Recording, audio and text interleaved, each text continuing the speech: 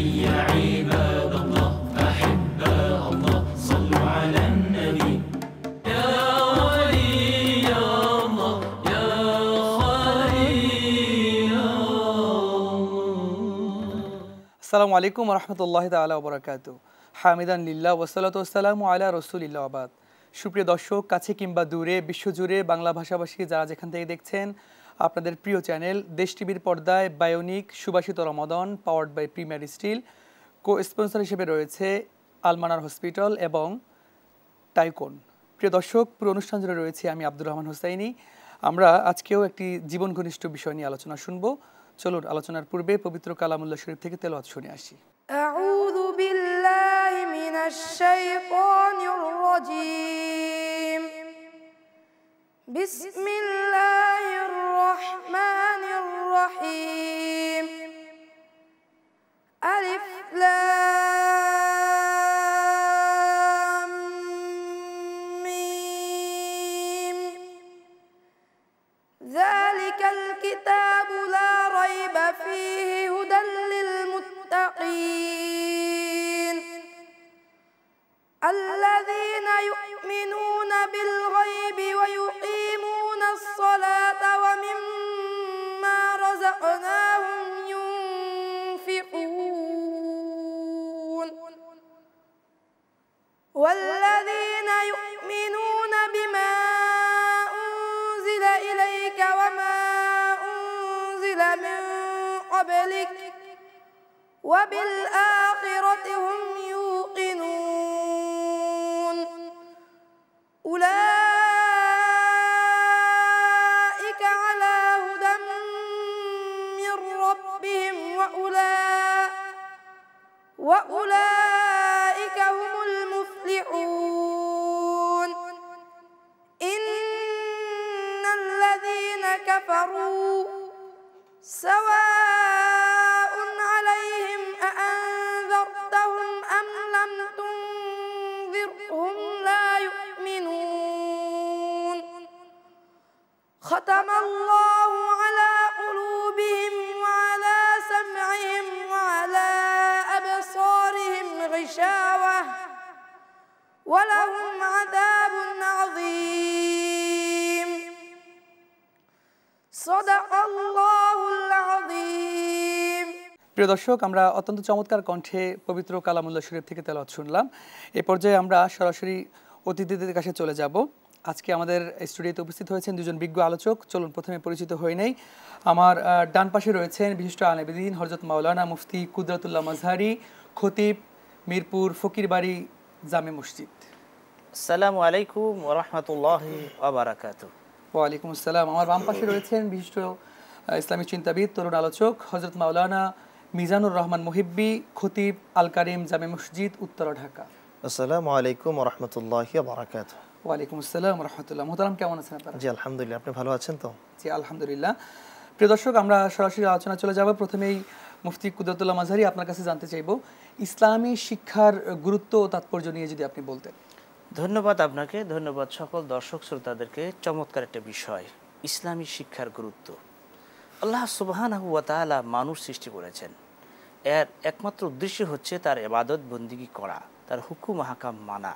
আর আল্লাহ তাআলার হুকুম আহকাম যদি মানতে হয়, আমল করতে হয়, তাহলেই আপনাকে ইসলাম জানতে হবে, ইসলামী বিধিবিধানগুলো জানতে হবে। আর ইসলাম বিধিবিধানগুলো জানতে হলে আপনাকে আরবি ভাষার উপরও পাণ্ডিত্য অর্জন করতে হবে, ইসলামী জ্ঞান আপনাকে অর্জন করতে হবে।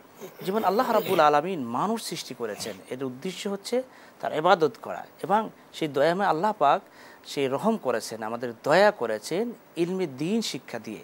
যেমন ইরশাদ হচ্ছে আর রহমান আল্লামাল কোরআন খলাকাল ইনসান আল্লামাহুল বায়ান। এই দয়ালুত মেহেরবান তিনি সেই আল্লাহ যিনি আল্লামাল কোরআন, কোরআন শিক্ষা দিয়েছেন। তা কোরআন শিখতে হবে, ইসলাম জানতে হলে আপনাকে কোরআন জানতে হবে। এবার রাসূল পাক সাল্লাল্লাহু আলাইহি ওয়াসাল্লাম ইরশাদ করেন তলাবুল ইলমি ফারিদাতুন আলা কুল্লি মুসলিমিন ওয়া মুসলিমা। প্রত্যেক মুসলমানের নরনারীদের ইলমি দ্বীন শিক্ষা করা ফরজ। আপনার আমার জীবন চলার ক্ষেত্রে ইসলামিক কিছু বিষয় আছে গুরুত্বপূর্ণ, যেগুলো না শিখলে, না জানলে আপনি জীবন পরিচালনা করতে পারবেন না মুসলমান হিসাবে। যেমন কোরআন শরীফ সূরা ফাতিহা আপনাকে জানতেই হবে, কোরআন শরীফ 10টা সূরা আপনাকে জানতেই হবে। এই জন্য প্রত্যেক মুসলমান যদি আমি দাবি করি, তাহলে আপনাকে অবশ্যই ইসলামিক শিক্ষা শিখতে হবে। এরপরে মাসলা মাসাইল এগুলো আমাদেরকে শিখতে হবে। পবিত্র মাহে রমজান অত্যন্ত দামি একটি মাস। এই মাসে কোরআনুল করিম নাজিল করেছেন আল্লাহ সুবহানাহু ওয়া তাআলা, এবং রাসূল পাক সাল্লাল্লাহু আলাইহি ওয়াসাল্লাম এই মাসে বেশি বেশি করে কোরআনুল করিমের তেলাওয়াত করতেন এবং সাহাবায়ে কেরামদেরকে কোরআন শরীফ শিক্ষা দিতেন। এতে প্রমাণ হয় আমাদেরকে কোরআন শিখতে হবে, হাদিস শিখতে হবে, ইসলাম জানতে হবে। কারণ ইসলাম হচ্ছে শান্তি। যেই পরিমাণ ইলম না থাকলে পরে শরীয়তের বিধিবিধানগুলো পালন করতে আমরা পারবো না। সেই পরিমাণ এই জন্য আপনাকে এই পরিমাণ অর্জন করা প্রত্যেক মুসলমানের জন্য আবশ্যক বা ফরজ। জি, ধন্যবাদ মোহতারাম। আপনার কাছে আবার আসবো। মাওলানা মুফতি মিজানুর রহমান মুহিব্বি, আপনার কাছে জানতে চাইবো যে আধুনিক শিক্ষার পাশাপাশি আসলে ইসলামিক শিক্ষার গুরুত্ব কতটুকু? কারণ সবাই আমরা আসলে ইসলামী শিক্ষা কিংবা মাদ্রাসায় তো সবাই পড়তেছে না। তো স্কুল, কলেজ, ইউনিভার্সিটিতে কিংবা হচ্ছে মেডিকেলে বিভিন্ন জায়গায় তো মানুষ পড়াশোনা করে বা ছাত্রীরা পড়াশোনা করে। তো এই যে আধুনিক শিক্ষা, এই শিক্ষার পাশাপাশি ইসলামিক শিক্ষার গুরুত্ব কতটুকু? জি, ধন্যবাদ জানাচ্ছি গুরুত্বপূর্ণ একটি প্রশ্নের অবতারণা করার জন্য। আসলে আমরা যদি আমাদের এই বাহ্যিক দিকে তাকায় দেখি, মানুষ কিন্তু আধুনিক শিক্ষার পানে একেবারে দিকপালে ছুটে চলছে। এটা দোষের নয়, কিন্তু সাথে আল্লাহ তাআলা রাব্বুল আলামিন আমাদেরকে যে নির্দেশ দিয়েছেন, রাসূল করিম সাল্লাল্লাহু আলাইহি সাল্লাম যে নির্দেশ দিয়েছেন, সেটা হচ্ছে ইসলামিক শিক্ষার সম্পৃক্ততা। একটা মানুষ সে ডক্টর হতে পারে, ইঞ্জিনিয়ার হতে পারে, ইটস আ নট ম্যাটার, কিন্তু তার সাথে যদি ইংলিশ, আরবি এর সংমিশ্রণে যদি শিক্ষাটা শেখে, তাহলে সে কখনো নাস্তিক হয় না। আজকে আমরা দেখতে পাই, কিংবা তার দ্বারা উল্টাপাল্টা কিছু করাও সম্ভব হয় না। যখন একটা ডক্টরের মধ্যে ইসলামিক শিক্ষা থাকবে, কোরআনের শিক্ষা থাকবে, সেই ডক্টর কিন্তু কখনোই আমাদের একেবারেই বাংলা ভাষা আমরা যেটাকে বলি গলা কাটা ডাক্তার, তাই না? জি, সেটা কিন্তু হবে না। জি। তো যে কথা বলতে আপনি মানে আমার ভাই যে কথা বলেছেন, চমৎকার বলতেছিলেন যে ইসলামী শিক্ষাটা যদি না থাকে, তাহলে সন্তান কখনো কিন্তু এই জাগতিক শিক্ষা থেকে সফলতা পাবে না। এজন্য আমরা আমাদের সিলেবাসের দিকে তাকালে দেখতে পাই, প্রাথমিক শিক্ষা থেকে সেখানে ইসলামিক শিক্ষা নাই। যতটুকু আছে কদাচিৎ, এটা দ্বারা সে পরিপূর্ণ শিক্ষা লাভ করতে পারে না। একটা সময় ছিল, বিশেষ করে রমজানুল মোবারকে আমরা দেখেছি, আমাদের বয়স যখন একেবারে ছোট ছিল, গ্রামের প্রতিটি পরতে নুরানি শিক্ষা ছিল, মক্তব ছিল। আজকে সেগুলো উঠে যাচ্ছে, যার কারণে সন্তান কিন্তু আদব শিক্ষা পাচ্ছে না, সন্তান নাস্তিক হচ্ছে, আল্লাহ তাআলার পরিচয় পাচ্ছে না। এজন্য আমি দেশ টিভির মাধ্যমে, আপনার মাধ্যমে জাতিকে জানাতে চাই, আধুনিক শিক্ষা থাকবে, আমি ইঞ্জিনিয়ার হব, আমি ডক্টর হব, সাথে ইসলামিক শিক্ষাটা থাকবে। তাহলে ওই আল্লাহ তাআলার বাণী, ইন্নামা ইয়াখশাল্লাহ মিন ইবাদিহিল উলামা, যারা ইলম অর্জন করে ইসলামী শিক্ষার সাথে যাদের সম্পৃক্ত, তারা আল্লাহকে ভয় পায়। আল্লাহ বলছেন, কুল হাল ইয়াস্তাউিল্লাযীনা ইয়ালামুনা ওয়াল্লাযীনা লা ইয়ালামুন। আল্লাহ প্রশ্ন করেছেন, নবী আপনি জানায় দেন, যারা জানে আর যারা জানে না, তারা কি সমান? কখনো সমান না। সেই হিসাবে ইসলামিক শিক্ষার অবশ্যই গুরুত্ব আছে। আজকে আমরা যদি তাকাই, যারা নাস্তিক হচ্ছে, হোয়াট ইজ দ্য রিজন? কারণ কি? কারণ হচ্ছে তারা ইসলামিক শিক্ষা পাচ্ছে না, তারা জানে না আল্লাহকে। ইসলামী শিক্ষার সমন্বয় আল্লামা গাজালি রাহিমাহুল্লাহ তিনি বলেছেন, তাওহীদ, রিসালাত, ঈমান এর সম্পৃক্ততার সাথে ইসলামিক শিক্ষা শুধু আমি একটা আলহামদুলিল্লাহ পড়লাম, সূরাতুল ফাতিহা মুখস্থ করলাম, এটা কিন্তু ইসলামী শিক্ষা না। এর সাথে ঈমানের সম্পৃক্ততা, রিসালাতের সম্পৃক্ততা, এটা যদি থাকে, সন্তান বেয়াদবি করবে না। আজকে আমাদের এই সমাজে এই বেয়াদবি বেড়ে গিয়েছে, আদর্শ বহির্ভূত কাজ হচ্ছে ইসলামী শিক্ষা না থাকার কারণে। জি, ধন্যবাদ মোহতারাম। আপনার কাছে আবার আসবো, সময় হয়েছে আমাদের বিরতিতে যাওয়ার। প্রিয় দর্শক, আপনারা দেখছেন বায়োনিক সুবাসিত Ramadan, powered by premier steel. Cosponsor হিসেবে রয়েছে আলমানার হসপিটাল এবং টাইকুন। ফিরবো বিরতির পরে, আমাদের সঙ্গেই থাকুন।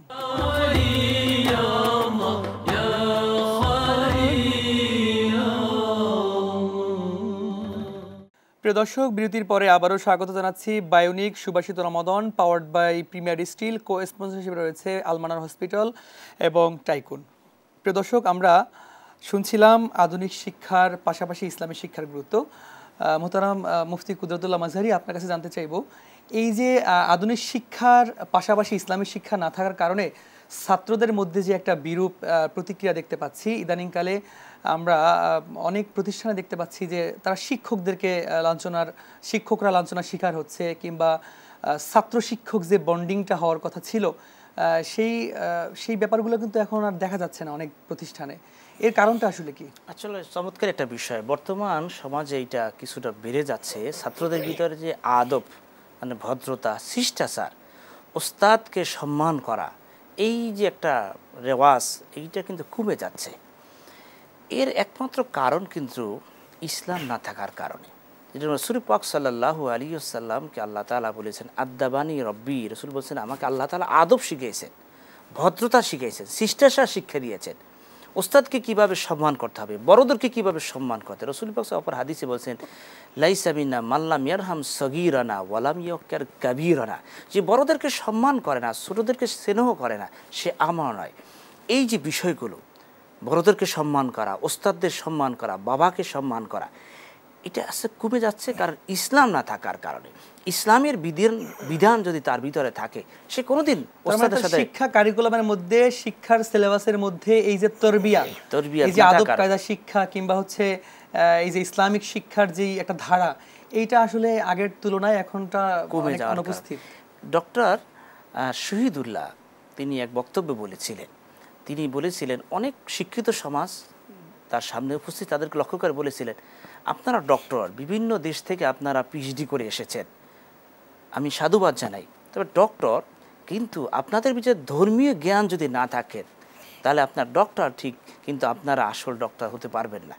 অর্থাৎ ইসলামিক জ্ঞানটা আপনাকে থাকতে হবে। আপনি বড় শিক্ষিত হন, কোনো সমস্যা নাই, আপনি ইঞ্জিনিয়ার হন, আপনি ডক্টর হন, আপনি ডাক্তার হন, আপনি উচ্চশিক্ষা শিক্ষিত অর্জন করেন, কিন্তু যদি আপনি ধর্মীয় জ্ঞান থাকে, ওই লোকটা কোনোদিন নাস্তিক হয় না, ওই লোকটা কোনো মুরতাদ হয় না, ওই লোকটা কোনোদিন ইসলামের বিরুদ্ধে কথা বলে না, ওই লোকটা কোনোদিন ওস্তাদের সঙ্গে বেয়াদবি করে না।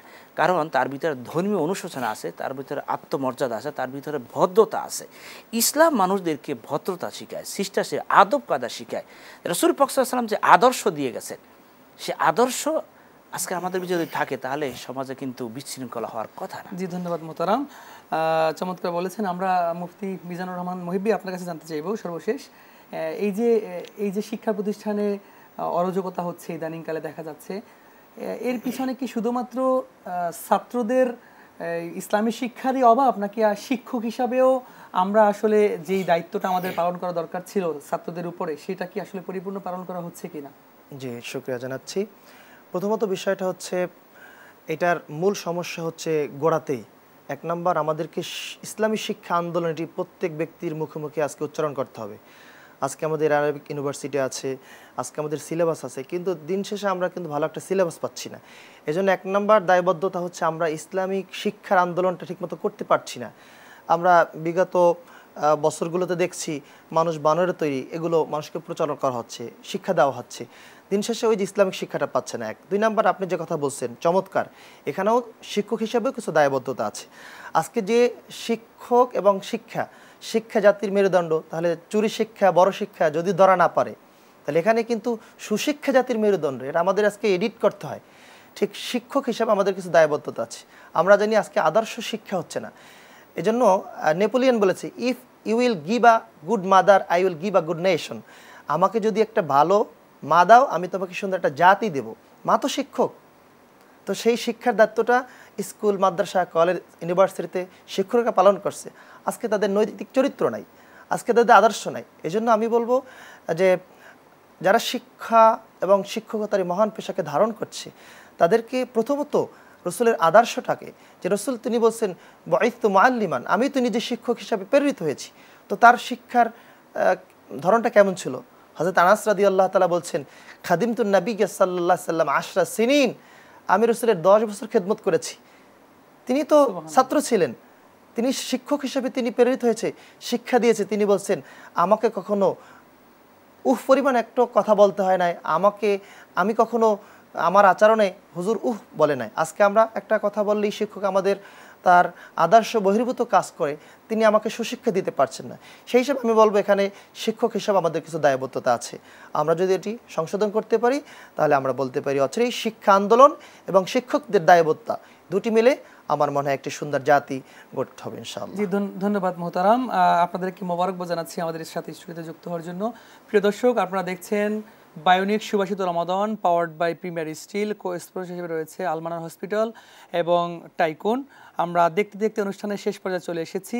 আজকের মতো বিদায় নিব, তবে একটি ইসলামিক সঙ্গীত শুনতে শুনতে। সবাই ভালো থাকবেন, সুস্থ থাকবেন, সুন্দর থাকবেন। আসসালামু আলাইকুম। أنت نور الله فجرا جئت بعد العسر يسرا ربنا أعلاك قدرا يا إمام الأنبياء أنت في الوجدان حي أنت للعينين غي أنت عند الحاضري أنت هادي الواصفي يا حبيبي يا محمد يا نبي سلام عليك يا رسول سلام عليك يا حبيبي سلام عليك صلوات الله عليك يا نبي سلام عليك يا رسول سلام عليك يا حبيبي سلام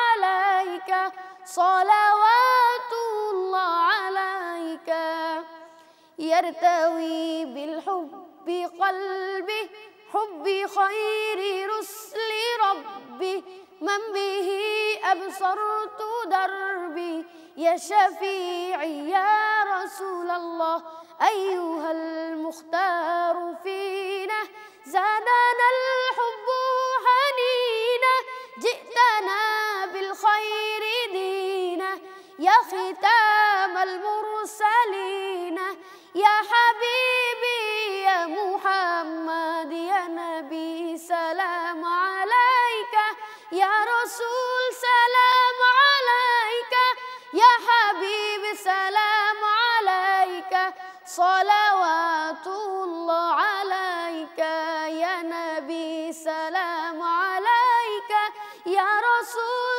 سلام عليك يا حبيبي سلام عليك صلوات الله عليك يا نبي سلام عليك يا رسول سلام عليك يا حبيبي سلام